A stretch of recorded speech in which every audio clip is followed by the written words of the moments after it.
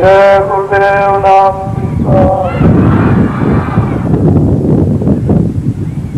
जय गुरुदेव नाम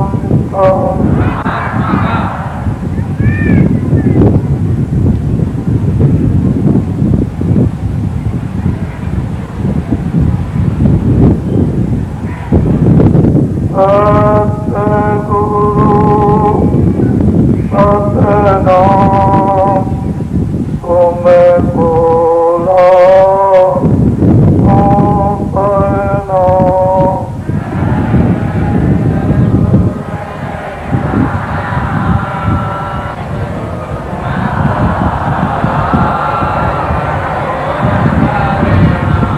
कोटिन सूरज चांद सितारे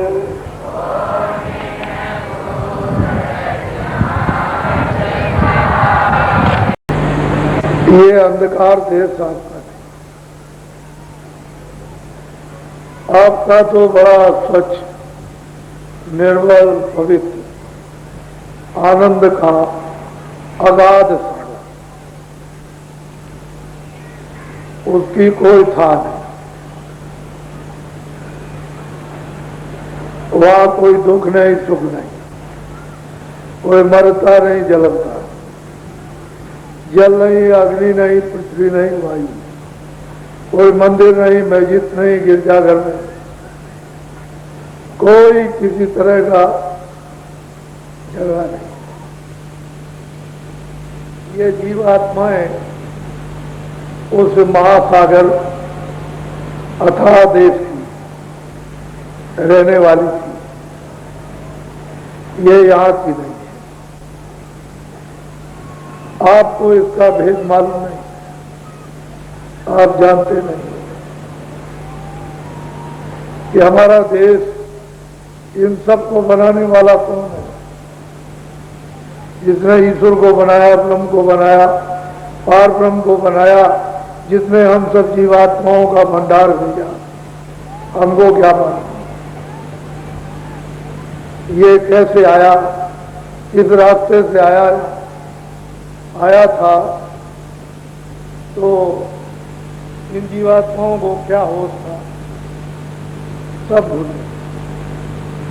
अपने मालिक का होना भी भूल गए। तो अब कोई ये नहीं कहता खुदा है, भगवान है, ईश्वर है, ब्रह्म है। कोई ये नहीं कहता है कि कुछ नहीं, यहाँ इस जड़ में आप अपने आप को खो गए, आपकी शक्ति चली गई, ज्ञान चला गया, आनंद चला, प्रेम चला गया, दया चली गई, सब कुछ आपने खो दिया। अब यहाँ पर इसे काया काल के देश में जो कर्मों का अधिकार दिया है, उससे आपने जो कर्म किए उसकी सजा भोग रहे, और कुछ नहीं। मनुष्य शरीर में भी मौका दिया, फिर भी आपने उसी की सजा भोगी। अन्य खानों में 84 योनियों में वहां आपको कारागार में बंद कर दिया, सजा भोग। अभी तक छुटकारा मिलने का कोई मतलब यह है कि अभी आशा नहीं है कि कब छुटकारा हो। ये जीव यहाँ आकर परदेश यहाँ रहने लगे, इन्हीं को अपना मानने लगे है। कोई तुम्हारा ऐसा पवित्र देश, ये तो थोड़ी सी जीवात्माएं आई भंडार के, छोटे से भंडार के रूप में, और वो तो अथाह है, अपार है। उसकी लंबाई चौड़ाई की पैमाइश नहीं हो सकती, ऐसा है। तो आप अपने घर को भूल गए। आए थे किसी काम के लिए और आपने वो काम तो किया नहीं, मिला। अब वो बताने वाले भी नहीं मिलते हैं, सब जगह तो मिलेंगे नहीं कि तुमको वापस जाने का रास्ता दे दें, बता दें, तुमको मदद दे दें, सहायता दे दें, तुम मनुष्य रूपी इस मंदिर से चलने लगो, लेकिन कुछ भूल गए। तो ये जीवात्मा दोनों मेरी तरफ देखो, दोनों आंखों के मध्य भाग में, दरमियान में ये रूह, ये जीवात्मा यहां बैठी। अंदर में उसके एक आंख, एक कान, एक नाक है, बाहर से दो आंखें हैं, दो कान है, दो नाक। ये बाहर की आंखें, उसको नहीं देख सकती। ना ये आंखें स्वर्ग को देख सकती है, ना वैकुंठ, ना ब्रह्मलोक को देख सकती है, ना ब्रह्मांड को देख सकती है, ना पार ब्रह्मांड को देख सकती है, ना ये कान उसकी आवाज को सुन सकते हैं। ये चर्म कान है,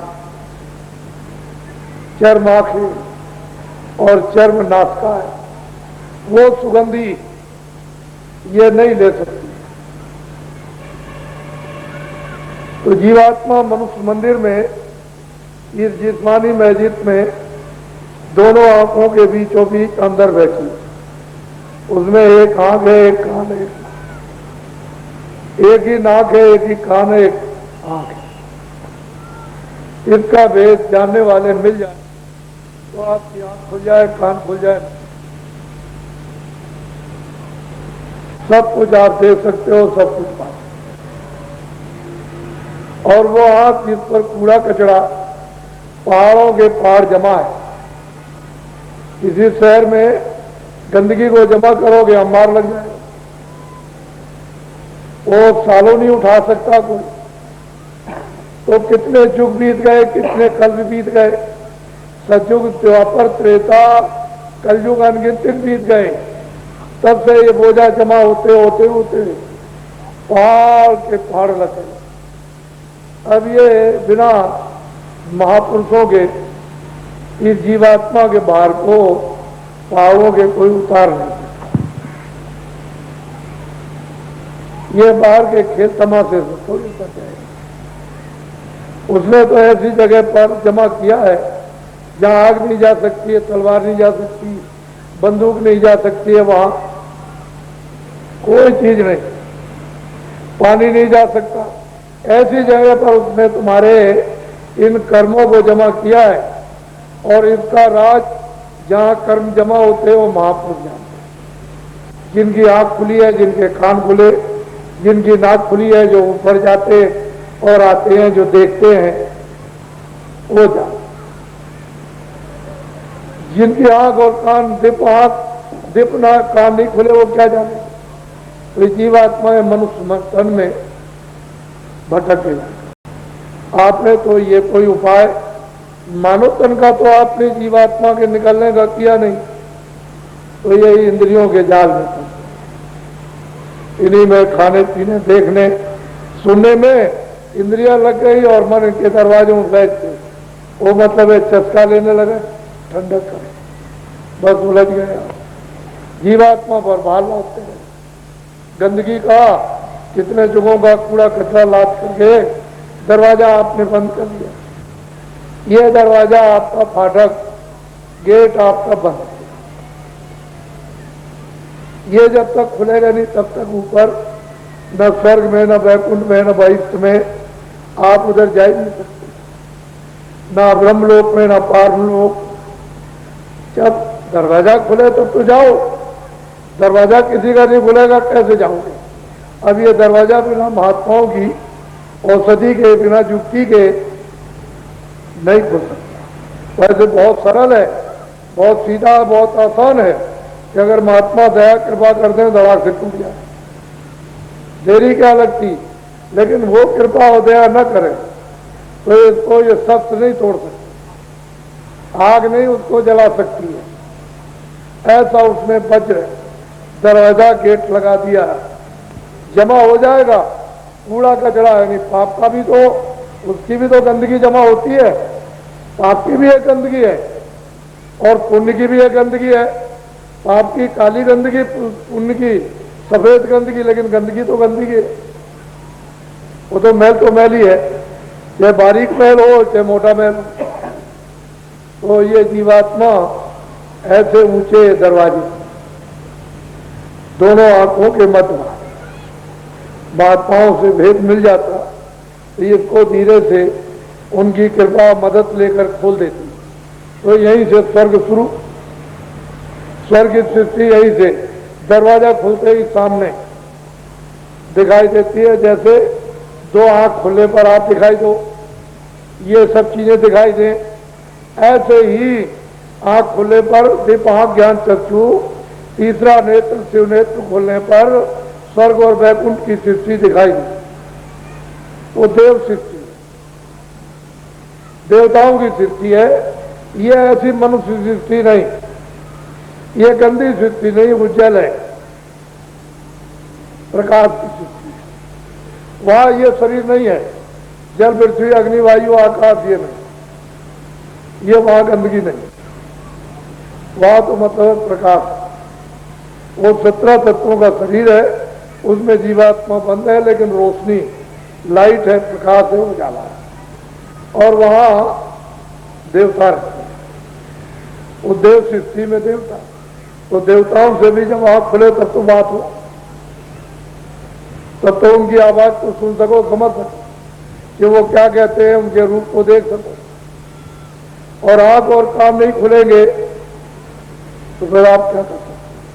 जब नाक खुलेगी तभी तो सुगंधी स्वर्ग की मिलेगी, नाक नहीं खुलेगी तो सुगंधी कैसे मिलेगी, खुशबू कैसे मिलेगी?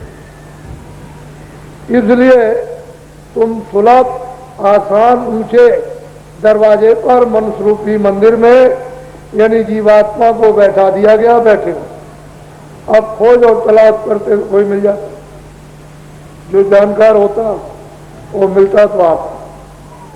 तो ये सुलभ सुगम में गति प्राप्त हो जाती, लेकिन आप कुछ नहीं कर रहे।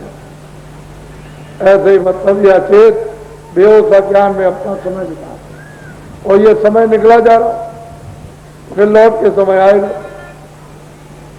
जो समय आज पर निकल जाए कल निकल, जो पीछे कल तक निकल गया फिर आना नहीं, समय फिर नहीं आता। इसलिए उसी समय से जो सामने आया उससे काम ले लो, तब तो होशियार हो, चतुर हो और बुद्धिमान हो। तुमने जीवात्मा के लिए कुछ भी मनुष्य तन में काम नहीं लिया तो तुम पागल हो, अज्ञानी हो। ऐसे उत्तम ऊंचे स्थान को पाकर जहां सीधा रास्ता उस परम पद का प्रभु के पास जाने का जाता, उसने डोर डाल रखी है कि महात्माओं से मिलकर डोर पकड़ो, चढ़ चलो। उधर तो खुले हुए मैदान है, खुली हुई रचना है, रचना तो बहुत है, यानी वैसे ऐसा मैदान नहीं है कि वहां कोई रचना ना हो। वहां तो खचाखच रचना है, लेकिन प्रकाशमान आनंदी सुख की है, ज्ञान की, प्रकाश की है वो रचना। तो कोई महात्मा मिल जाता तो चढ़ा ले, मिला नहीं, आपने इच्छा ही जाहिर नहीं। उनको समझते रहेंगे धोखेधड़ी के, क्या इनसे जरूरत है, इधर जरूरत है, इसमें फंस गए। लोभन में लालच दे दी गई कि हम तुमको अमीर बना देंगे, सब जितने भी है छोटे बड़े अमीर बना देंगे, गरीबों को सबको, ये जंगल में रहने वाले आदिवासी सबको अमीर बना दिया जाएगा, कोई गरीब नहीं। तो तुमको आ गई लालच, और लालच बुरी बला, तो तुम दौड़ पड़े, तो तुमने अपना कर्म धर्म भी खो दिया। सत्य भी गया, दया भी गई, प्रेम भी गया, सेवा भी गई, आदर भी गया, पहचान भी गई, और खान पान भी चला गया। अब सब गंदगी तमाम चारों तरफ से इकट्ठी और दूसरों की लेकर के जमा कर रहे हो, और अपने ऊपर में। तो तुमने कभी रामायण पढ़ी? जब पापों का घड़ा भर जाता है तो मालूम होता है कि सृष्टि में विनाश होता है। जब जब हो धर्म की हानि,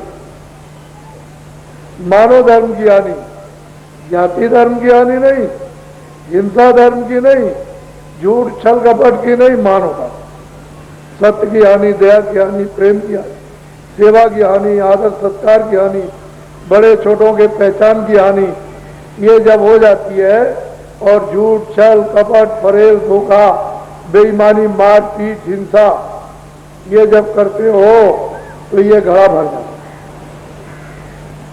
तो जब भरेगा तो ऊपर जब जगह नहीं रहेगी तो बाहर निकल, तुम्ही को उड़कर लगेंगे और छेदेंगे तो रोगे चिल्लाओगे। तो जब जब हो धर्म की हानि बाढ़े असुर महाअभिमानी, तब तब प्रभु धर्म मनुष्य मनुष्य रूपी मंदिर में वो मान शक्ति आती है और आपको चेतावनी देती है, होशियार हो जाओ, समय खराब है, अपने अपने कर्मों की सजा मिलेगी, अब जाग जाओ, चेत। ये बुरा काम, ये अच्छा काम है, बुरे काम को छोड़ दो, अच्छे काम को। तो आपने उनकी बात को मान लिया तो ठीक, नहीं माना, जैसे द्वापर के अंत में कृष्ण भगवान की बात को नहीं माना कि हम नहीं मानते, तो क्या लगे तैयार हो जाओ। तो उन्होंने महाभारत कराकर विश्व का, ये बड़े बड़े वीर योद्धा जितने भी, उनको सब के नरमुंड कर दिए, ये सब खत्म और विज्ञान भी खत्म। फिर यदवंशियों से कहा कि भाई मान लो ये अच्छा ये बुरा, कह लगे हम आपकी कोई बात नहीं मानेंगे, तुम भी तैयार हो जाओ। तो क्या देर लगी, कुछ ही घंटों में 56 करोड़ यदवंशियों का समाया। भाई जो तुमने किया है वो तो आपको भोगना है। तो वही तो कहते हैं कि काल रूप में तिनकर भाता, शुभ अशुभ कर्म फलदाता, मैं उनका काल रूप हूं।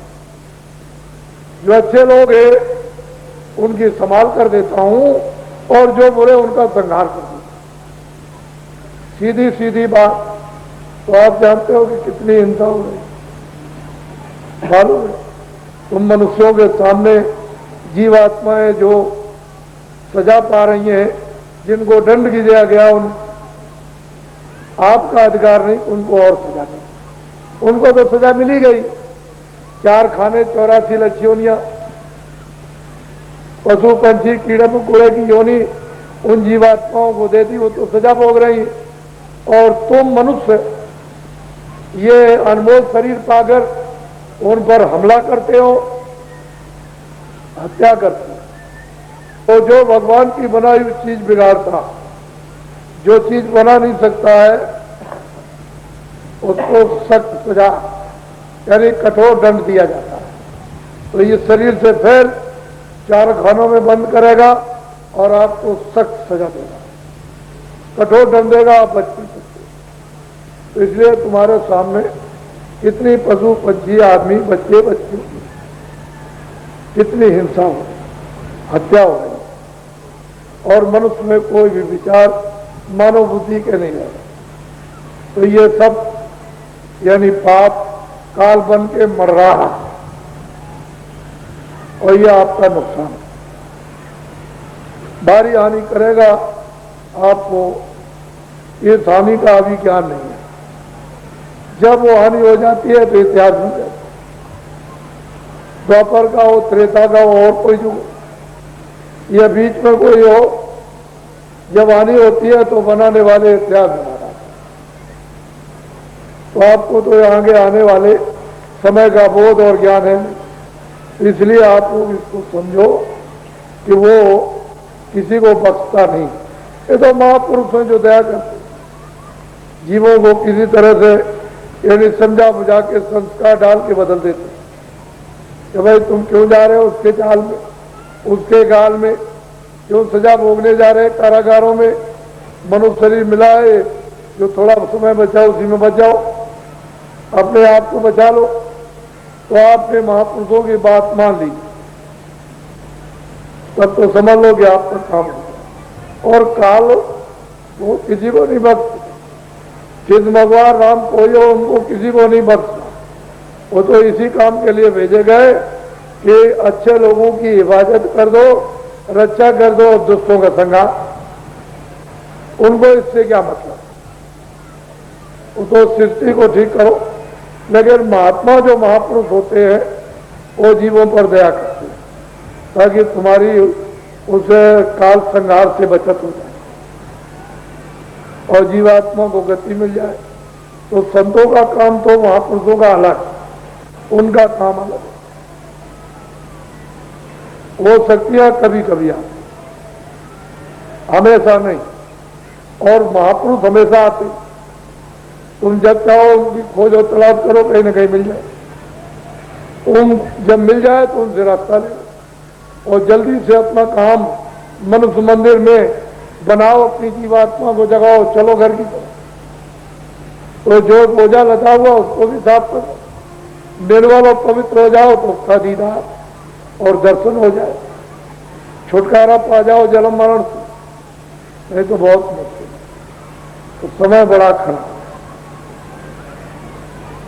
अच्छा समय नहीं है। जो समय आगे आ रहा अच्छा है, खराब समय, बुरा समय है। ऐसा विकराल समय है कि उसको वही लोग जानेंगे जो भोक्ता होंगे, और जिनको ज्ञान होगा वो समझेंगे। बाकी किसी को क्या मालूम है कि कैसा खराब समय है। तो इसलिए नीचे आप हो, ऊपर भगवान। वो इधर भी उधर भी चारों तरफ देख रहा। तुम ऐसा समझते हो वो नहीं है, देखता नहीं होगा, लिखता नहीं होगा। वो देख भी रहा, लिख भी रहा। अच्छे बुरे कामों को सबको लिख रहा, और उन अच्छे बुरे कामों को सबका फैसला करेगा। वो छोड़ेगा किसी को नहीं। इसलिए आप लोग बहुत ध्यान देकर गौर से अपने हित और कल्याण के लिए ये संदेश को आप सुनो, और जो कुछ भी आपने जमा किया है उसको आप धुलवा लें। जो भी अगर कहीं सच्चा मिल गया तो आपको गंदगी को धो डालेगा। अगर जो भी नहीं है, किसी को आपने कपड़ा दे दिया, उसे धोना आते नहीं, क्या उस कपड़े के दाग को क्या छुड़ाएगा। तो जुग जुग का जीवात्माओं को दाग मिला है, कोई ऐसा धोबी मिल जाए, महापुरुष जीवात्माओं के कर्म दूर रूपी दाग को छुड़ा दे और जीवात्मा को अजर अमर कर दे, छुटकारा पा जाए। ऐसा कोई मिलना चाहिए। नहीं मिलेगा तो नहीं। और आप उसकी खोज तलाश करते हैं। कहाँ यहाँ जंगल में मिले, दिन में खेतों में काम, शाम को आए, बस अपना खाया, बाल बच्चों में सो गए, फिर गए, फिर आए, फिर सो गए, फिर आए। आपको क्या मालूम है कि मौत मरवा रही है, और बस जैसे समय पूरा हुआ खेत में रहोगे, खेत से ले जाएगी, सोते रहोगे, सोते ले जाए, घर में खाते रहोगे, खाते ले जाए। उसे वो आपको कुछ जो जा रहेगा वही से, और लोग तमाशा देखते रह जाएंगे और कोई कुछ नहीं कर सकता। क्या करेगा। इसलिए अनमोल मनुष्य शरीर ये बार बार नहीं मिलता, आपकी बार नहीं। इसलिए काम है। यही जो है शरीर, जब मौत होती है तो जीवात्मा निकाल के ले जाएगा, क्योंकि सिपाही आते हैं और वो कहते हैं कि भाई देखो मालिक का ये कागज है और तुम तैयार हो जाओ, मकान खाली कर। बस इतनी बात सुनकर हट आंखें अंधी, कान बहरे, बुद्धि पागल, दिमाग।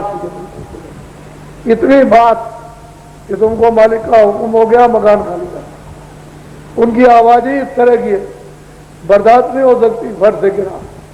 और बस सब लोग तमाशा देखेंगे, दौड़ के आ जाएंगे, दबा लेंगे, कहेंगे कागज, मकान खाली कर। तो मन को, बुद्धि को, चित्त को, प्राणों को और जीवात्मा को शरीर से निकाल दो। बस ये शरीर ये बड़ा है, क्या करोगे बेटी, गाड़ो जलाओ और क्या करोगे, और तो काम आने वाली है। बस इतना ही काम है इसका, गाड़ दो, जला दो, तो ले चला, उधर ले जाएगा, हिसाब 1 मिनट में कर देगा। कितना अच्छा कितना बुरा किया, हुक्म देगा, जाओ ले जाओ इनको।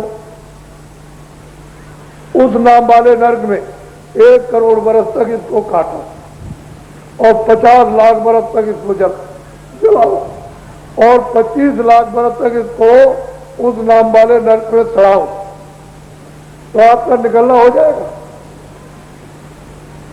ये जीवात्मा की दुर्गत, और चिल्लाओगे वहां कोई सुनने वाला है। तो ऐसा मत करो। मनुष्य शरीर अनमोल पाया है, इसमें जीवात्मा की रक्षा करो। इसको जैसे भी हो रोगेगा के जैसे भी दया लेकर और तुम जल्दी से इसको बचाओ, नहीं तो ये जाने वाली है, फिर इसको कोई बचा नहीं सकता। तो मैं तो थोड़ा सा आपको पहले नामदान तो बाद में दूंगा, थोड़ा सत्संग सुना दूंगा। महापुरुषों की बात को जरा ध्यान दे करके आप सुनिए कि वो आपको क्या क्या संदेश देते रहे, कैसी कैसी चेतावनी आपको दी, लेकिन आप कभी नहीं जगे, सोते ही रहे। कभी कबीर आए, कभी मीरा आई, कभी रैदास आए, तो कभी कोई आया, कभी धन्ना जाट आए, तो कभी कोई आ गया, कभी तुलाराम आ गए, कभी नानक जी आ गए, तो कभी ये आ गए, कभी तुलसीदास जी आ गए, तो कभी कोई आ गया, कोई ब्राह्मण में आ गया, कोई छत्री में आ गया, कोई मतलब है कि चमार में आ गया, तो कोई जाट में आ गया, तो कोई बनिया में आ गया।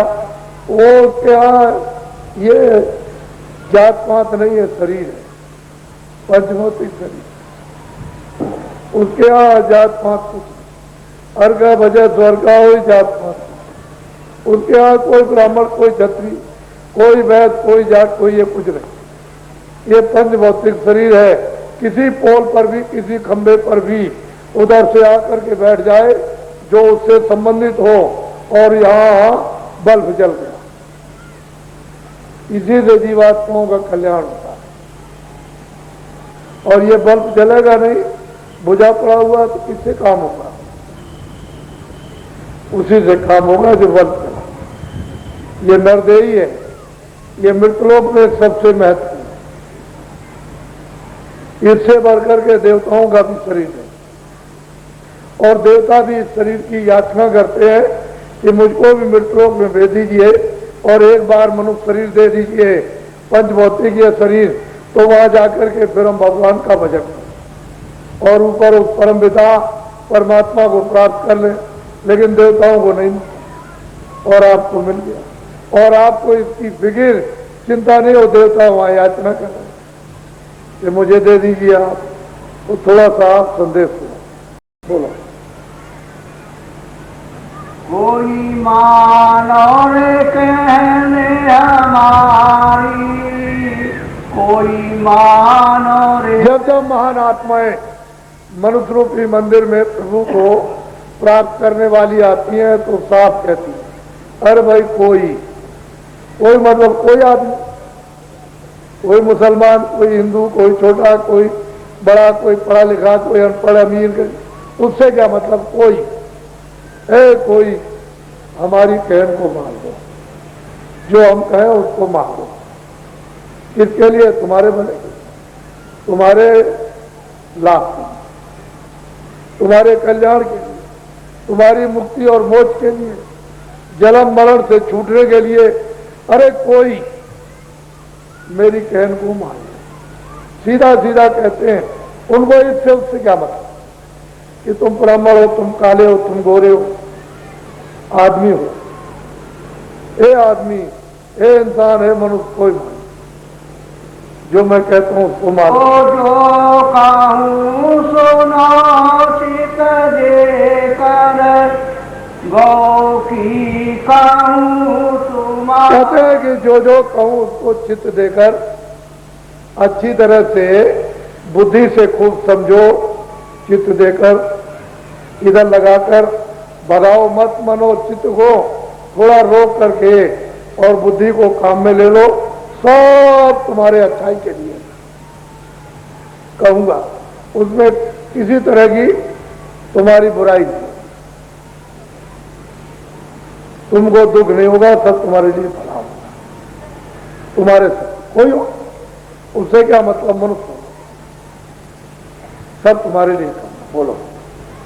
जग के बीच बंधे तुम ऐसे, जैसे सुवना नरनी। कहते हैं नर नारी, बच्चे बच्चियों, तुम इस संसार में, प्रपंच में फंस कर मोह ममता में, इसमें काम में, क्रोध में, इसमें बाल बच्चों में, ये कैसे फंस गए? जब तोते को पकड़ा जाता है तो धीरे से, वो एक गिर्री होती है छोटी सी, धीरे से ले जाते हैं ऐसे कर पकड़ने वाला, तो डाल को जब छोड़ देता है और गिर्री को पकड़ता है तो घूम जाती है। बस इतना ही उसका और कुछ नहीं, बस वो एकदम लटक गया। अब वो गिर्री को नहीं छोड़ता है, चे टो करता है गिर्री। अरे भाई तुझे किसी ने पकड़ा नहीं है, वो गिर्री जिस पर तूने पंजा लगाया वो घूम गई और तूने समझ लिया कि मुझे पकड़ लिया, बस लटक गया और लटका हुआ। अब धीरे धीरे धीरे धीरे धीरे धीरे उसने उतारा और बस फौरन मतलब ये उसने उतार कर और उसने पिंजरे में कर दिया और धीरे से उसने गिर्री को वहां फैला दिया, अब अंदर बंद कर दिया। कहते हैं तुम जगत में, संसार में, बाल बच्चों में, काम में, क्रोध में, इस व्यापार में, इसमें खेती में कैसे बचते हो जैसे वो सुग्गा उसे गिर्री को पकड़ लेता है। आप पकड़े, तुम ही पकड़े हो, ये नहीं पकड़े। ये मेरा, ये मेरा, ये मेरा, ये मेरा, ये मेरा, इसमें मोह ममता उसने पकड़ लिया। मोह सकल व्याधियों को बस पकड़े हुए अब नहीं छोड़ रहे। कितना भी तुमको रामायण कहे, गीता कहे, भागवत कहे, कुरान कहे, वेद कहे, अरे कुछ भी कहे, महात्मा आ जाए, ऋषि मुनि आ जाए, योगेश्वर आ जाए, तो कुछ नहीं, बात उसमें फंस उलझ।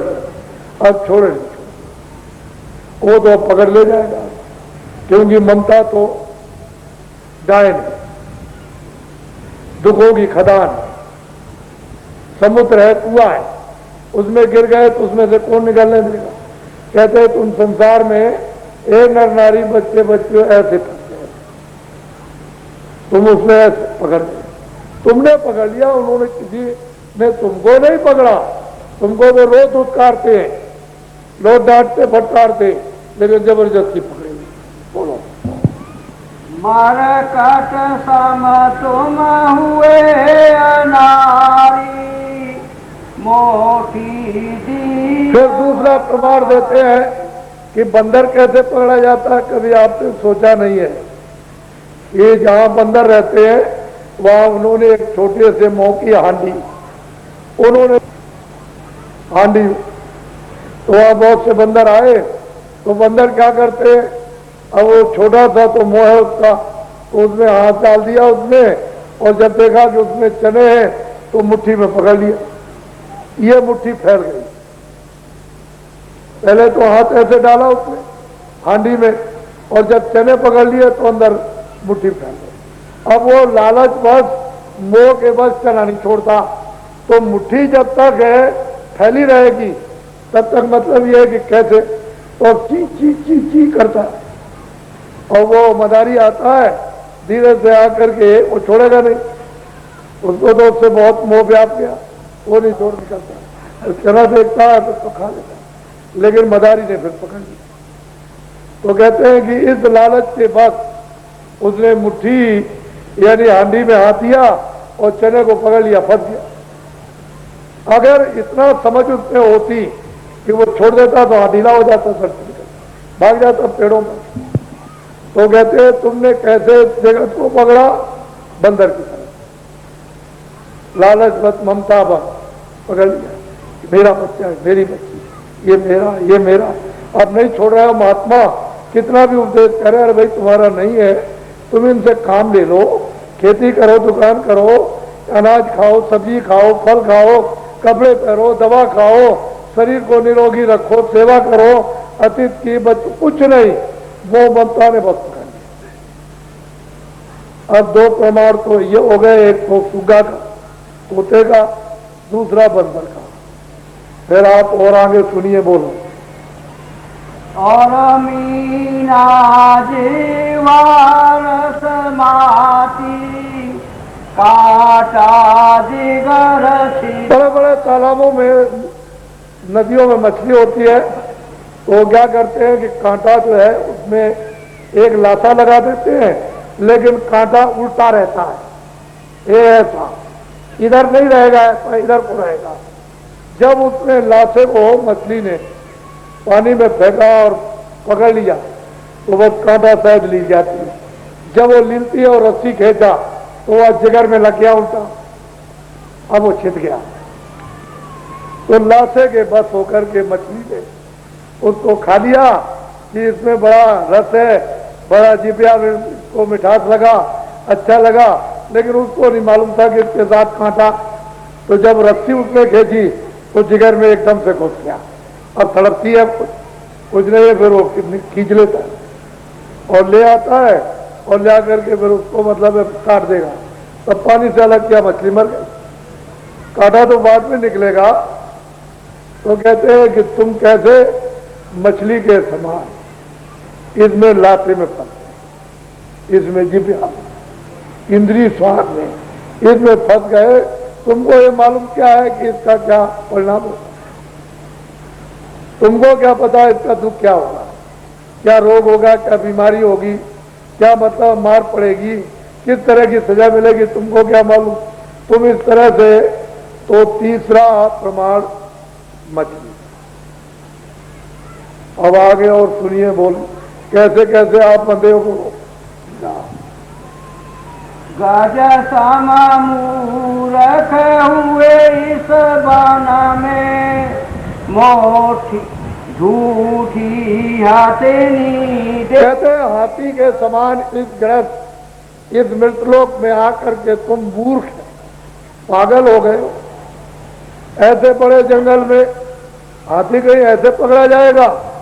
वो गड्ढा खोद देते हैं बड़ा सा और उसके ऊपर में खाली नकली उसी तरह का एक हाथी बना दिया। बात उधर से वो मस्ती में आया तो सीधा उसमें, उसे क्या मालूम, मूर्ख तो है ही, देखा कि हाथी है खड़ा, बस सीधा झूमता हुआ आया तेजी के साथ, बस सीधा पैर रखा तो मतलब कि हम इसमें स्पर्श करेंगे, तो सीधा गड्ढे में गिर गया। अब बताओ मूर्ख के समान, जैसे हाथी मूर्ख होता है, बस जब लगड़ उसने लगाई तो गड्ढे में चला गया 5-7 दिन तक भूखा प्यासा, तब उस पर अंकुश लगाते हैं वो ऐसे करके उसको काबू में करते हैं। तो जब अंकुश काबू में आ जाता तो फिर उसको बांध के बाहर निकाले, तब उसको चारा पानी देते हैं। तो कहते हैं इस तरह से तुम इसे वन में, इस जंगल में, ये इंद्रियों का फन है, इस भोग विलासों में फंस गए और तुम मूर्ख और पागल अज्ञानी हो। तुम समझते हो उसमें हमको आनंद कुछ मिल जाएगा? कुछ नहीं है, ये क्षणिक ठंडक, बस उलझ गए, छोड़े नहीं छोड़ते। कितना भी महात्मा उपदेश करे तुम्हारा नहीं है, दुख मिलेगा, क्लेश मिलेगा, कुछ नहीं है, क्यों इसमें फंसे हो? थोड़ा सा इनसे हटो, सच्चा आनंद, सच्चा सुख, सच्चा ज्ञान, तुम सच्चा रस, सच्चा अमृत प्राप्त, लेकिन कुछ नहीं, इस वन में आकर के फंस गया, मूर्ख बन गए। मूर्ख हृदय न चेत, जो गुरु मिले ब्रह्म।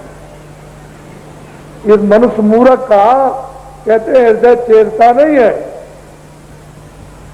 ब्रह्मा विष्णु महादेव गुरु मिल जाए, कुछ नहीं, मूर्ख के समझाओ से ज्ञान गांठ का जाए, कोयला होए न उजला, सौवन सावन लगाओ उस कोयले पर, तो कभी उजला हो नहीं सकता। तो मूर्ख को कितना भी उपदेश करो, इस वन में फंस गया, उलझ गया इस ममता मोह में, इंद्रियों के जाल में। महात्मा महापुरुष आते, बहुत समझाते, बहुत मदद करते हैं, प्यार करते हैं, अपना मानते हैं, लेकिन कुछ नहीं। मूर्ख होकर के जंगल में कहता हम कुछ नहीं, आपकी बात है। लेकिन अब चारों तरफ से जब जूतियों की और त्रिशूलों की वर्षा होने लगी और चारों तरफ से घिरा, अब घर से भी, बाहर से भी, समाज से भी, इससे भी, रात से भी, धर्म से, चारों तरफ से जब इस पर मार पड़ने लगी तो बस विकल हो गया। अब क्या किधर जाएगा? कोई रास्ता तो उसके पास है। इसलिए बहुत प्यार से इस मानव मूर्ख मनुष्य इंसान को समझाते हैं माता कि तुझको सब तकलीफें भोगनी है, पीछे रोना, चिल्लाना, चिगारना, आंसू तू बहाएगा, कोई पहुंचने वाला नहीं मिलेगा, और आज तू सुनता नहीं, इस वन में आकर के भटक गया। बोलो क्या क्या कहूँ काल अन्यायी, बाहो वेदे तुमको भाग। कहते हैं कि नर नारी बच्चे बच्चियों, उस काल में जो आपको कर्मों में बांध लिया और पाप पुण्य का अधिकार दे दिया कि तुम पाप भी कर सकते हो पुण्य भी कर सकते हो, हमारी तरफ से कोई रोक टोक नहीं है, तो आपने पुण्य किए पाप किए जो चाह किया। अन्यायी अपोविद से पाप पुण्य में तुमको बांध लिया और वो बेड़ी पहना, अब नहीं वो छोड़ सकता खुद।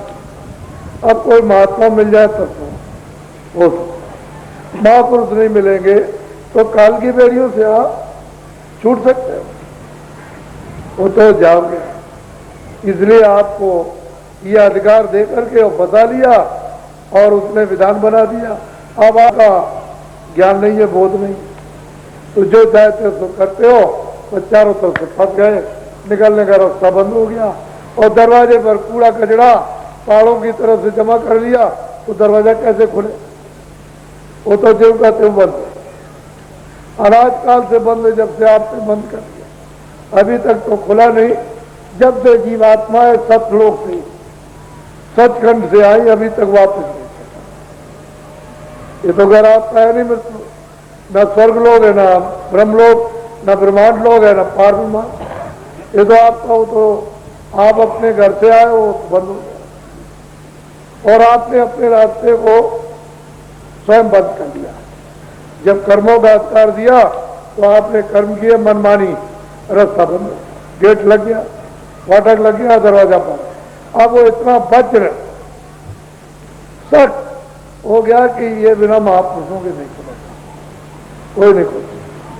बोलो तुम न जान मर्म नहीं जाना, छल बाल कर मनुष्य जीवात्माओं, तुम अनजान, तुमने ये समझा नहीं था कि मैं लालच में पड़ करके मैं धोखा खा जाऊं और इस महा मतलब ये क्लेश में फंसूंगा, तुमको मालूम नहीं था और तुमको धोखे में डाल करके और बस कर्म करा लिए, अब तुम फंस गए लालच पर।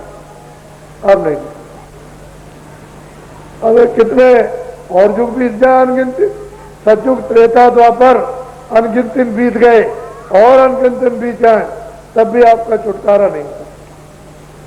तुम लालच भरी, तुमको मालूम नहीं, वो इस तरह से विधान बना के आजादी दे के हमको फंसा लेगा और हम लोग फिर मतलब यह है कि उस कर्म को करने लगेंगे, फिर छूट नहीं सकते। अब महापुरुषों की तो जरूरत नहीं, और महापुरुष बाहर से तो पहचानने में मिलेगी नहीं कि आप आंख से आप पहचान लो, बुद्धि से समझ लो, ऐसे नहीं। ऐसे कौन पहचान सकता महापुरुष? क्योंकि आंख तो आपके पास तीसरी है नहीं और मतलब ये आत्मज्ञान है नहीं है, तो आप कैसे पहचानोगे? अब वो खुद अगर कहीं मिल जाए, लेकिन इच्छा करो हमको कोई मिले, तो कहीं न कहीं आपका जरिया वसीला बना दिया जाए, तो वहां पहुंच जाओ और वहां से तब आपको ये बात मालूम होगी। तुमको लालच में फंसा दिया और तुम यहाँ पर, अब तुम्हारी बहुत हानि, बहुत नुकसान जुग जुगों से हो रहा, अभी तक तुम्हारा छुटकारा आगे को। अब 84 से निकल के आए हो, ये 4 खाने 84 लक्ष्य, यानी एक नस्ल के कई एक सांप, एक नस्ल की कई एक गाय, ऐसे खाने तो 4 ही हैं, अंडज पिंडज उपज अष्टावक्र और 84 नस्लें। तो महात्माओं ने उस आत्मज्ञान में देखा कि अंतिम योनि कौन सी है 84 की, कि जिस योनि के बाद में मनुष्य शरीर प्राप्त हो जाता है। तो अंतिम योनि यानी पूरी 84 भोगने के बाद, चाहे बीच में से आओ चाहे पूरी भोगो, लेकिन जब 84 से लौट करके आओगे तो अंतिम योनि आपको गाय और बैल की मिली। गाय और बैल की योनि मिलने के बाद इतनी गऊँ वो तो स्त्री तन में आ जाएंगी, बैल पुरुष तन में आ जाएंगी। ये 84 की अंतिम योनि है।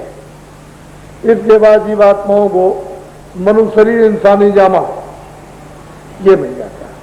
और फिर आपने वही काम किया 84 जाने का, तो फिर इसके बाद ये नहीं, फिर भोगते रहिए आप। इसीलिए मैंने सुबह आपको बताया कि कृष्ण भगवान ने अर्जुन को बुलाया कि इधर आओ। तो जब आ गए तो पूछा, महाराज आपने याद किया है?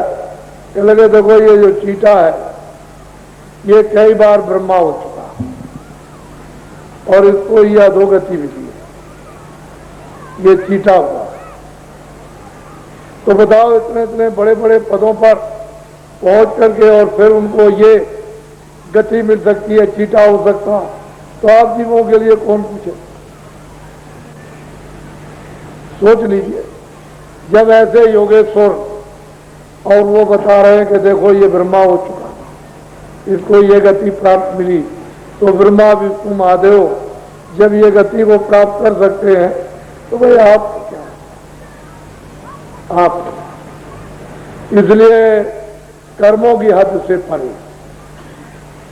स्थूल शरीर छोड़ो, लिंग शरीर छोड़ो, सूक्ष्म शरीर छोड़ो, कारण शरीर, उसके परे जाओ जहां सब शरीरों से जीवात्मा अलग हो जाए, किसी शरीर के अंदर न रहे, सब शरीर से अलग होकर यही जीवात्मा शब्द रूप हो जाए। बस ये सब झगड़े झंझटों से छूट गए। जब तक शरीरों के अंदर रहेगी तब तक सबको आकर मृतलोक में जन्म लेना पड़े। अवध अलग अलग है। जैसे यहाँ की 100 बरस की मृत्यु की, मान लो कि 1000 बरस स्वर्ग में रहो तो पुण्य छीड़े मृत्यु होगे, और 1,00,000 बरस आप रहो ब्रह्मांड में तो वहां मतलब है 2 लाख बरस रहो आप पार ब्रह्मांड में, तो जब वो पुण्य छीड़ हो जाएगा तो आ जाएगा। लेकिन जब ये चारों शरीरों से जीवात्मा परे चली जाएगी तो फिर उसको कभी ये शरीर धारण नहीं करना, फिर मृत्युलोक में नहीं आएगी, सदा के लिए मुक्त हो गई, छुटकारा पा गई, फिर वो अजर अमर सदैव के लिए हो गए। तो वो रास्ता चलो, उन महापुरुषों के पास पहुंचो जो छूटे हुए, जो आपको भी छुड़ा दे, जो आपको रास्ता देकर निकाल ले जाए। ऐसे महापुरुषों की जरूरत कहाँ आपको मिले। तो हमने सोचा बेचारे काश्तकार खेती मेहनत का काम करते हैं, दिन में ईमानदारी मेहनत से कोई ज्यादा बेईमानी नहीं करते और घर में बाल बच्चों की सेवा करते हैं, तो इनको ये रास्ता बताया जिससे इनका ये भी जीवन जो गृहस्थ जीवन है, यानी शरीर का, बच्चों का, कपड़े का, ये भी उनको थोड़े दिन के लिए सुखी हो जाए और आत्म कल्याण भी हो जाए। शरीर रक्षा के लिए वस्तुएं भी इनको भरपूर मिल जाए और इन्हीं के साथ साथ आत्म कल्याण, मुक्ति, मोक्ष भी हो जाए, छुटकारा भी पा जाए, तो इनके लिए भी एक रास्ता निकाल। वैसे भौतिक विद्या भी है, आध्यात्मिक विद्या भी, दोनों विद्याएं आपको घर गृहस्थी में मिल जाएगी। शारीरिक, भौतिक, क्षणिक भोग इसको भी भोग लो आप, इससे अलग हो जाओ। आध्यात्मिक, ईश्वरीय यानी ज्ञान शक्ति, आनंद भी प्राप्त कर लो, सदा के लिए मुक्त हो जाओ। ये मनुष्य शरीर आपको उसने इस तरह का अनमोल और बेशकीमती दिया और सबसे ऊंचे मनुष्य रूपी मंदिर मकान पर ऊपर बैठा दिया कि ऊपर ऊपर के लोगों में चले जाओ, अगर महात्मा नहीं मिलेंगे तो नीचे उतर जाओ। महात्मा मिल गए तुम पर, महात्मा नहीं मिले तो नीचे 84 में और ना इधर चले जाओगे और कोई बचाने चाहने वाला नहीं है। गीता, रामायण, वेद पुराण बचा नहीं सकते, क्योंकि कृष्ण के सामने रहते हुए जब अर्जुन, भीम, नकुल, सहदेव और ये सबके सब नरक पर चले गए और युधिष्ठिर देखने के लिए गए वहां, और उन्होंने देखा कि हमारे सब भाई नरक में पड़े हैं, तो उन्होंने कहा कि वो दूध बोले कि चलिए आप। कह लगे भाई मुझे क्यों लिए चल रहे हो, इनको भी ले चलो। कि मैं ना इनको ले चल सकता हूँ और ना मैं आपको छोड़ सकता हूँ, मुझको तो यह आदेश हुआ है कि जाओ इनको ले जाओ। तो रास्ते में बड़ी बड़ी खतरनाक तकलीफ, ऐसी दुर्गंध हवा, ये मेले में और आदमी पशु मर जाए उसमें दुर्गंध क्या, ऐसी ऐसी लपटें दुर्गंध की जो बर्दाश्त न हो, चिल्ला पड़े इधर उधर की बड़ी दुर्गंध बर्दाश्त नहीं होती है। कह लगे अरे महाराज अभी आपने क्या देखा, आगे चलिए। आगे चले तूफान दुर्गंधों के, चिल्लाए बचाओ बचाओ। कह लगे आगे चलो, देखा वहां अघोर नल, उसमें ये पड़े हुए सब भोग रहे। दिखा दिया इन्होंने, ये देखो मानो मारने की ये सजा, मानो मारने की, मानो हत्या करने का अपराध ये। इसीलिए तो कहा था कि तुमने मानो हत्याएं की है, मानो मारे, इसलिए तुम किसी को मुंह मत दिखाना, सीधे चले जाओ उत्तराखंड में और एक एक करके वहां नदी में, जो ठंडी नदी है उसी में गिर के मर जाओ। ये मुंह मत दिखाना, नहीं जिसको दिखाओगे उसको अपराध मिल जाएगा। ये उपदेश कृष्ण भगवान ने उनको किया और आप कुछ नहीं करोगे, जानते हैं। तो जो साथ रहने वालों की है तो बाकी और लोगों का जिन्होंने रामायण गीता लिख करके रख दी, उन क्या होगा जब वो सामने नहीं समझ सके तो गीता रामायण से कौन समझने वाला, वेदों पुराणों से कौन समझता है, सोच लो। उनकी तो ये दशा हो गई, अब हम लोगों का क्या। इसलिए महापुरुष हमेशा यहाँ आते रहते हैं, उनसे मिलो, बस वो फिर सबसे छुड़ा ले बगैर उनके काम में। सब जगह यही लिखा हुआ, महापुरुष की खोज करो, ज्ञानी गुरु की खोज करो, तत्वदर्शी की खोज करो, आत्मदर्शी की खोज करो, प्रभुदर्शी की खोज करो, उसके लिए सब किताबों में लिखा। लेकिन तुम एक बात मानने वाले नहीं, इसलिए दशा सही है। बोलो। साते गुरु शांत हुए उपकारी, उनका संग करो न समा। कहते हैं कि संत सदगुरु जो मालिक को प्राप्त करते हैं वो बड़े उपकारी हैं, वही आत्माओं को यहाँ से छुड़ा के ले जा सकते हैं। तो आप उनका संग नहीं करो, थोड़ा सा संग विचार के करो तो ये चीज आपको मिल जाए, तो सभी नहीं करो, उनकी बात ही नहीं सुननी, विमुख हो जाना क्या जरूरत है। तो आखिर में फिर मानो शरीर आपको मिल जाएगा। ये तो जा रहा, ये तो भट्टी पर आग की तरह से पिघल रहा, भोगों की आगों में दिन रात पिघल रहा। ये इंद्रियां तो सब जीर्ण हो रही है, सब इंद्रियां जवाब दे जाएंगी, हाथ पैर आंख और कान ये साफ तुम्हारे सामने ही जवाब इनका हो जाए। तुमने घर में नहीं देखा जवाब देगा, कुछ नहीं कर सकते, देख नहीं सकते, सुन नहीं सकते, चल नहीं सकते, बोल नहीं सकते हैं। तो कहते हैं भाई संत जो परम प्रभु को प्राप्त करते हैं, उसका दीदार दर्शन करते हैं, बड़े उपकारी। तो आप उनका भी संभल के होशियारी के साथ में सत्संग नहीं करते हो, नहीं सुनते, उनकी बात को नहीं मानते हो, वो तो हर तरह से हित करते हैं, कोई तुम्हारा नुकसान थोड़ी करेगा। लेकिन नर नारी उनकी क्या करेंगे, बोलो। वह दयाल यस जुगति लखावे, कार्य दे तुम। कहते हैं कि वो संत बड़े दयालु हैं, वो दयाल है जीवों पर। कहते हैं युक्ति बताकर, रास्ता बताकर जीवों को यहाँ पाप और पुण्य से छुड़ा ले जाए, यहाँ से निकाल ले जाए। उनके पास तो सब मसाला है, सर्वशक्ति है, सब कुछ कर देगी। नाम की डोर उनके पास है, इधर से खोला जीवों को बांध दिया, नाम निकाल ले जाएंगे। बड़े दयालु, बहुत कृपा करते जीवों के, वही तारी, बाकी कोई जीव किसी का नहीं, वही करेंगे जीवों पर दया। और कोई नहीं। और तो सब सजा देते, दया करने का काम क्या, कुछ मामूली सी दया व्यवस्था के लिए, बाकी सब कालन। और महापुरुषों संतों के पास दे ही दिया, वो दयाल दया करेंगे, जुक्ति बता देंगे, तुमको इधर से पार कर देंगे, भवसागर रूपी नदी से पार होता है। जब चले जाओगे तो फिर क्यों आओगे, ये भवसागर रूपी नदी है। ये जो सब दिखाई देता है गो गोचर, जहां लग मन जाई तो सब माया जानो भाई, ये सब माया अज्ञान है, इसके परे। जब आत्मज्ञान मिलेगा, दृष्टि, तीसरी आंख, तीसरा नेत्र खुलेगा तो पार कर देंगे, इस पार से उस पार चलो, पार उतर जाओ। वो तो उन्होंने भवसागर रूपी संसार में नाम रूपी एक याद डाल दिया, आओ आओ जल्दी आओ, ए जीवात्माओ इस पर सवार हो जाओ, चलो हम तुमको इस नदी से पार कर दें। तो आप उन दयाल की बात ही नहीं सुनते, थोड़ा तो सुनना चाहिए।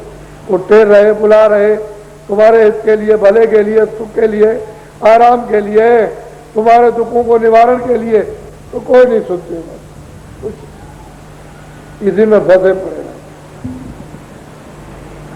तो वो बड़ी कृपा, बड़ी दया जीवों पर करते हैं, और कोई कर नहीं, सरकारी कोई है ही नहीं, सब के सब बताने वाले। बोलो, उनकी संगति करो भरम तज पावो तुम कहते हैं नर नारी बच्चे बच्चियों, उन महापुरुषों की, संतों की संगत भरम, संशय सुबह को त्याग कर। कहते हैं तो क्या होगा, जब संशय भरम को त्याग दोगे और सत्संग जब उनका सुनोगे तो पाओगे न्यारी अलौकिक गति, आपको अद्भुत गति जीवात्माओं को प्राप्त। जिस तरह से मौत के वक्त जीवात्माएं शरीर से अलग कर दी जाती हैं, उसी तरह से जुक्ति बताकर महापुरुष मरने के पहले इस जीवात्मा को शरीर से अलग कर देते, अलग निकाल, फिर आ जाती है, फिर आती है, फिर निकल जाती है। कहते हैं पाओ गत न्यारी, अलग हो जाओगे तो वो तो गति चाल है जाने की अपने घर में, और बिना महात्माओं की कृपा दया के कुछ होगा नहीं। इसको अच्छी तरह से समझ लो। मैं तो राजस्थान में 40 सालों से आपको धीरे धीरे, लेकिन आप बह रहे थे, वो राजनीतिक एक हवा थी, सुख मिलेगा, आनंद मिलेगा, समृद्धि, खुशहाल हो गए, अमीर हो जाओगे, गरीबी चली जाएगी, ये हो जाएगा वो। अब चारों तरफ से फंस गए, तो अब देखा इधर तो कुछ है नहीं। तो आपने धर्म कमर और न्याय, आपने नीत और सेवा, सत्कार, प्रेम, सत्य सब गमा दिया, सब छोड़ दिया, फेंक दिया। अब आपके पास क्या रह गया, अब रोना ही रोना है, चलना नहीं चलना। तो इसलिए मैं यहां कोई ऐसी बात नहीं करूंगा जिससे किसी का नुकसान। ये जरूर कहूंगा कि रामायण में लिखा है कि जा स्वराज प्रिय प्रजा दुखारी, जिसके राज में राजा की प्रिय प्रजा दुखी, रोती, चिल्लाती, चीखती हो, और राजा उस चीख चिल्लाहट को सुनता ना हो, तो गोसाई जी महाराज ये कहते हैं कि वो निश्चय ही नरक अधिकारी, सीधा राजा नरक को जाएगा, बच नहीं सकता। तो आप उधर क्या करने जा रहे हैं? मैं आपसे पूछता हूं कि इस प्रजातंत्र फिर क्या कहते हैं, बहुमत, प्रियमत, बालमत, बहुमत में किसी की कोई प्रजा नहीं और किसी का कोई राजा नहीं। ए नर नारी, बहुमत में कोई किसी का राजा नहीं, न किसी की बहुमत में कोई प्रजा। प्रियमत, हट मत, हट मत, हट अज्ञान मत, बाल मत, बच्चों का खेल, उसमें प्रजा किसी की नहीं। तो राज कोई राजा नहीं, इस प्रजा का कोई राजा। अच्छी तरह सोच लो, अगर राजा होता तो प्रजा को अपना कोई नहीं। सुख संपदा की कौन कहे? एक नर नारियों, ये धन दौलत, मकान, जमीन, बाग बगीचे, अरे जानवर, इनकी कौन कहे? इस बहुमत, प्रियमत, बाल मत में नंगे होकर अपने प्राणों की रक्षा कर लो, यही तुम्हारा परम सौभाग्य। सब लूट लेने दो, जमीन ले जाओ, मकान ले जाओ, धन दौलत ले जाओ, सब ले जाओ, हमारे प्राणों को कपड़े ले जाओ, छोड़ दो, तुम्हारे बड़ भाग, बहुत ऊंचे भाग। ये बहुमत है, प्रियमत भाग है। सुख संपदा की तो बात ही छोड़ो, प्राणों की रक्षा करो। इसलिए मैं ये कहा करता हूं, जैसे राजस्थान में 200 विधायक, 200 विधायक राजस्थान में कुछ नहीं कर सकते। राजस्थान में इतना काम फैला हुआ है कि 200 क्या 1000 विधायक नहीं कुछ कर सकते। इतना काम पिछड़ा हुआ है, तो 200 विधायकों को सबको मंत्री बना दो, मंत्री। और एक अध्यापक खड़ा हो जाए तो वो ये कहे कि आप मंत्री हो, उनको पढ़ाए कि बोलो कि मैं मंत्री हूं, मैं मंत्री हूं, ऐसा सबको कुर्सी लेके बैठा दे। जब वो मंत्री पद की शपथ ले, कहे हम मंत्री, सब लोग एक साथ बोले, तो फिर उनसे फिर ये कहो कि देखो हम मंत्री हो गए, हम मंत्री हैं, और आज से हमारे तुम सब बच्चे, सब एक तरफ से बच्चे हो, अब हम आपकी सेवा करें। हमारे बच्चे, हम अपने बच्चों की सेवा करें, सबकी सेवा करें। तो जब बच्चों को आराम मिलेगा, सुख मिलेगा, शांति मिलेगी, कपड़े मिलेंगे, भोजन मिलेगा, रहने को स्थान मिलेगा, न्याय मिलेगा, नीति मिलेगी, तो मतलब ये फिर जब सब सुख मिलेगा तो ये बच्चे क्या कहेंगे कि तुम ही रहो, तुम ही रहो, तो तुम ही रहना, हम कब मना करते हैं। 5 काम कर रहा है मंत्रियों, 5, ज्यादा और कुछ नहीं है।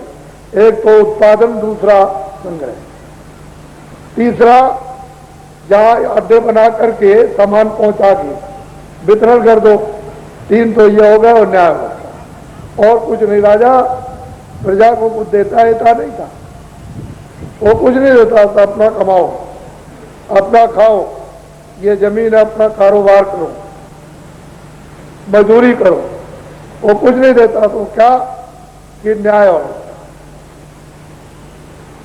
वो ये देता था। कोई सामान घट गया कहीं से मंगाना, जैसे नमक है तो नमक मंगा के वितरण करा देगा, इकट्ठा करेगा जगह जगह, जो भी चीज होगी उसको मंगा के वितरण करा देगा। बस उसका काम ये था, न्याय करना, रक्षा करना, जनता आराम से सुखी रहती। न्याय नीति पर, अपना मान सम्मान पर और प्रेम मोहब्बत प्यार से चलती थी। सब लोग सब मिलजुल कर रहते थे, कोई तकलीफ। 5 रुपए में शादी होती थी, हमने देखा, हमारा देखा होगा, आप हमको क्या बताएंगे। 5 रुपए में 2-2 पैसे का चिट्ठा बन गया, और कपड़े आ गए, घी दूध अनाज सबके घरों में होता है, 2-2 किलो, 1-1 किलो दे दिया, 4 पाई आ गई, ये आ गया वो, और बस सब लोग इकट्ठे हो गए, चाहे कोई भी हो, नाई हो, धोबी हो, बढ़ाई हो, ब्राह्मण हो, क्षत्रिय हो, कोई हो, सबकी शादी 5-10 रुपए में शादी हमने देखा। और कोई भी सबका मान सम्मान सब। और अब क्या, अब आप समझो, मेरे समझाने की जरूरत क्या है। वो थोड़ी चीजों की जरूरत थी कि न्याय रक्षा कोई चीज की जरूरत है जो यहाँ नहीं होती उसको मंगा करके वितरण करा दो। और क्या? अरे भाई आपको आप मेहनत करो, कमाओ, सीधी सीधी बात। तो आप क्यों डरते हो? सब मंत्री हो जाओ, वो सब एमपी सब मंत्री हो जाए, कहे सारे देश में सब बच्चे हमारे, आप ही रहना, आप ही राज करो। जनता कहेगी नहीं आप ही रहो। जब जनता को सुख मिलेगा तो आप ही का अखबार लगाएगी कि आप ही रहो। तो हम सब कहते हैं कि आप भाग जाओ, आप रहो, लेकिन इनको जब बच्चा समझोगे तब इनका दुख जाएगा, तब इनको सुख मिलेगा, तब इनको व्यवस्था इनकी होगी, तब इनको न्याय और अच्छा इनको मिलेगी। और ये जब सब कुछ पाएंगे तो कहेंगे नहीं आप, तो तुम भी सुखी हो जाओगे, जनता बच्चे भी तुम्हारे सुखी। हम तो कोई ऐसी बोल आपके समझाने की बात नहीं। अपराधी बुद्धि ने घर का नाश कर दिया, सबका, भाई का, बच्चों का, चाचा भतीजों का। अपराधी बुद्धि ने समाज का नाश कर दिया, अपराधी बुद्धि ने राज का नाश कर दिया, सारा राज सारे देश में खत्म हो गया। अपराधी बुद्धि ने धर्म का नाश कर दिया। अरे तुमको क्या था, कोई मस्जिद में जाए, मंदिर में जाए, गंगा के किनारे जाए, जमुना के किनारे, काबा में जाए, यहाँ जाए, वहां जाए, जंगल पहाड़ में जाए, पूजा करो, पूजा करो, भगवान खुदा की इबादत करो। तुमके जब इबादत करोगे तो ईमान और रहम आएगा, पूजा करोगे तो दया आएगी, सत्यता आएगी। अरे पूजा करो, तुमको झगड़ा है क्या? लेकिन अपराधी बुद्धि ने नाश कर दिया। अब सब रो रहे हैं, कौन दुखी है? वो जो दिल्ली बैठे, जो जयपुर में, सब रो रहे हैं, सब। ऐसे नहीं कुछ होगा। बात को समझो, हित की बात समझो, अपनी बात अपनी अपनी, जो जहां अपनी बात समझो, जिसका जो काम था अपना अपना काम तो, क्षत्रियों ने अपना, ब्राह्मणों ने अपना, किसने अपना। अब वो ब्राह्मण नाई बाल बना रहा, ब्राह्मण धोबी का काम कर रहा, वो जो वहां कपड़ा साफ करने की मशीन ब्राह्मण ने शर्मा ने लगा रखी है, धोबी नहीं तो और क्या हो। वो मतलब है कि जो धोबी था उसने और कोई दुकान लगा रखी है, वो गंजियागिरी का काम करता है। अपना अपना काम जो जानते थे उसको करते। काम तो पहले जो आपके माँ बाप ने बांटा, बुजुर्गों ने, वो काम करते रहते, उसमें निपुण थे, अपना अपना काम करते। काम की जात क्यों बनाई? ये सब आपका दोष है, और उसमें फंस गए। अब सबको तकलीफ, अब रो रहे सब। ऐसे कुछ होने वाला नहीं। मनुष्य इंसान बनो, अच्छे आदमी, अच्छे समाज की जरूरत है। घर में, परिवार में, जाति में, देश में अच्छा आदमी, अच्छा समाज को चाहिए। नहीं होगा तो खैर, मैं तो अब नामदान दूंगा। आप वो अमूलक चीज लीजिए, बहुत सहज में, बहुत सुनो।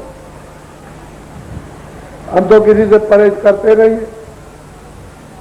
कि कोई घेड़ा करते हैं। हम तो सब आदमी इन सब को मतलब यह है कि इन सब से प्यार करते हैं, और सबको एक चीज अमूलक आपको दे रहे। ये किसके पास है? चारों तरफ घूम करके आओ, ऐसे हीरे बांटो, कहो हमको दे दो, नहीं मिलेगा। ये हीरे सोने से नहीं मिलता। वो जब उसकी कृपा होती है और महात्माओं को हुक्म देते हैं, जो जमीन पर रहते हैं, इन मानव आत्माओं पर आत्मधन की वर्षा करते, तभी अमोलक आत्मधन बरसता है। ऐसे कहां से मिल जाए? ये राजपाट देने से नहीं मिलता। तो अमोलक चीज लो, सहज में, सुलभ में। 12 बरस के बच्चे बच्चियां, बाकी जवान बूढ़े, 2 मिनट, 4 मिनट, 10 मिनट, सुबह कभी शाम को, कभी दोपहर को, कभी खेत में, कभी कहीं, जहां जैसो मौका मिल जाए, मनुष्य मंदिर में अपनी चेतन जीवात्मा से, चेतन जीवात्मा का भजन, चेतन जीवात्मा से जो चेतन परमात्मा, उसका भजन सब। लेकिन ये जड़ ये तो जड़ से तो चेतन का होगा। और अभी आपको यहाँ सुनाऊंगा कि ऊपर से आवाज आ रही, ऊपर से आपको बुलाना, किसको? यहाँ जीवात्मा को, इस सूरत को, इस रूप को बुलाना, आवाज कर। लेकिन तुम अंधे कह रहे हो, क्यों नहीं? तुम्हारे ऊपर मैल जमा हो गया, आंख और कान बंद हो गए, इसलिए नहीं सुनते, नहीं देखते। वो 24 घंटे आपको बुलाना। तो मैं 2 मिनट भजन कराऊंगा, कैसे करोगे उसको समझ लो आप। घर में तो करना जैसे वैसे, लेकिन यहाँ पर ये आंखें आपकी दोनों बंद हो जाएंगी। इधर देखो ये, और ये दोनों उंगलियां देखो, दोनों कानों में डाल के ऐसे कान बस, आंख भी मत खोलना, कान भी मत खोलना। ये जीवात्मा अंदर बैठी है दोनों आंखों के मध्यभाग में। इसके चारों तरफ मन बुद्धि चित्त, मन को, बुद्धि को, चित्त को यही इधर उधर कहीं मचाने देना, रोककर या कानों के साथ रखना और ऊपर की तरफ ऊंचा ध्यान देकर कानों से सुनना, जीवात्मा के कान से सुनना। जब मैं ये कहूंगा कि खोलो तब ये हम जानते हैं कि हमारे काश्तकारों के खेतों में राज वालों ने वादा किया था कि हम काश्तकारों पर पूरा ध्यान देंगे और काश्तकारों की तकलीफों को दूर करेंगे। ऐसी प्रांतों प्रांतों में यानी प्रतिज्ञाएं कराई गई थी। हम सभी प्रांतों की सरकारों से ये निवेदन करेंगे कि हमारे मेहनती काश्तकारों पर जितना भी कर्जा लदा हुआ है उस कर्जे का ब्याज माफ कर दिया जाए।